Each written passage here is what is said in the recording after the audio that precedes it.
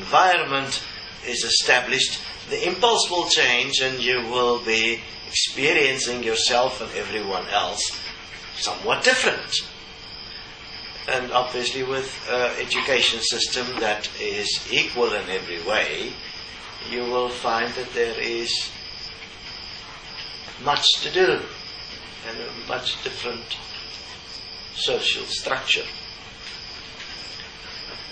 And that what you perceive choice to be will be more based on the experience of self within expression than it will have to do with what you've done so far, either surviving or trying to win so that you can be one of those with more than your fair share. Strangely enough, that one would actually deliberately act to try and gain more than your fair share and then justify it as if it is morally justifiable. It's obviously not morally justifiable. You just have to change your position and the polarity and you'll see it. But that requires self-honesty, which is a rather difficult point. But those with more than their fair share has caused the problem that they would have to face also the correction of the system.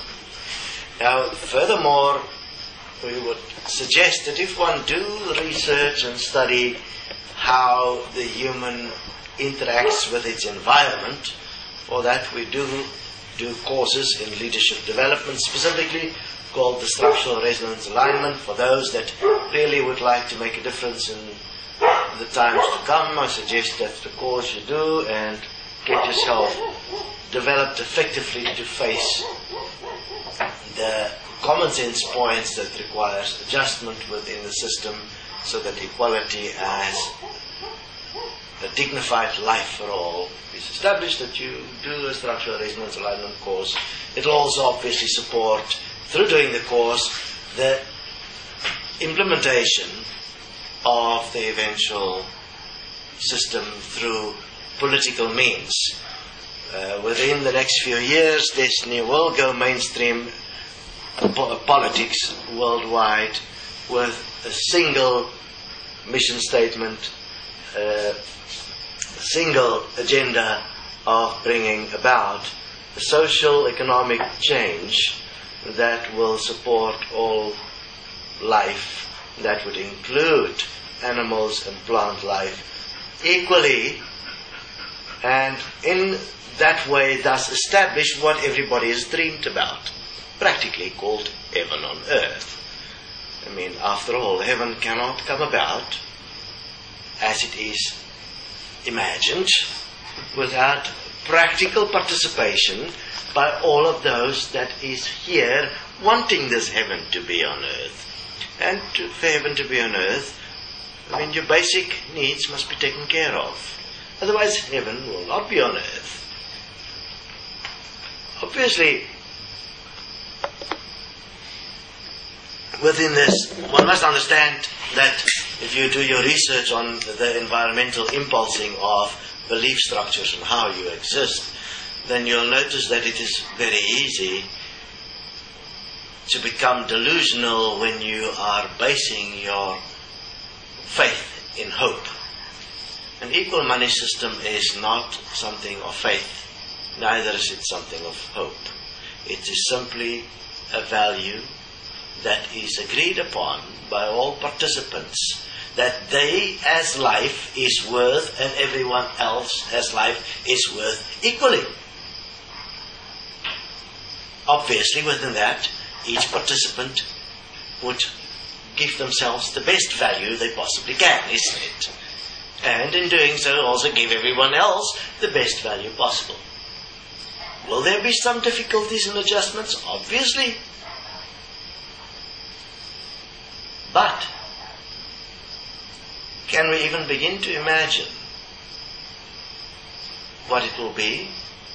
Not yet. That's why we are studying that already. We are already preparing to face any points where the human, through the addictive norms that has formed part of the personality that is currently pretending to be a human here on earth, is going to act out with the sudden freedom, because have a look, whenever there's sudden freedom, the human go a little bit delinquent. It's not delusional, it's delinquency. It's like you have no parameters within which to understand your new experience, and therefore you act out. So we will go through a delinquency period for a moment till everybody find their balance and realize there's a consequence to what you do. So here is the future again. An equal money system. A practical solution for Earth, which in all practical terms is the actuality of heaven on earth, instituted by man, me and you, each one, ourselves, through taking responsibility, preparing for an effective crossover into the next environment. Obviously in that environment the stimulus of that environment will be different, and you will not have the body you have because you will have given it up, so that one can enter the hereafter as a dignified being, one that is accomplished, satisfied, proud of what you have achieved on earth. Imagine it makes your entry into a new environment so much easier and so much more with strength and with trust in yourself. If one don't have those points in place, and you get to the other side and you leave behind a delinquent, delusional society and world where no life is honored, you cannot stand on the other side and pretend that you have in any way acted sufficiently effective to make a difference. And that will have a bearing on your experience on the other side. So we invite you to join, invite you to discuss, and to consider the common sense points that will be presented and discussed and opened up in terms of the preparation for presenting to the masses of the world, that is those that's not listening currently, because they don't have access to the wonderful technologies, but they will have soon. And make sure you're not the one that is being asked the question, why did you not treat all life equal? Why did you take more than your fair share and did nothing about those that didn't have?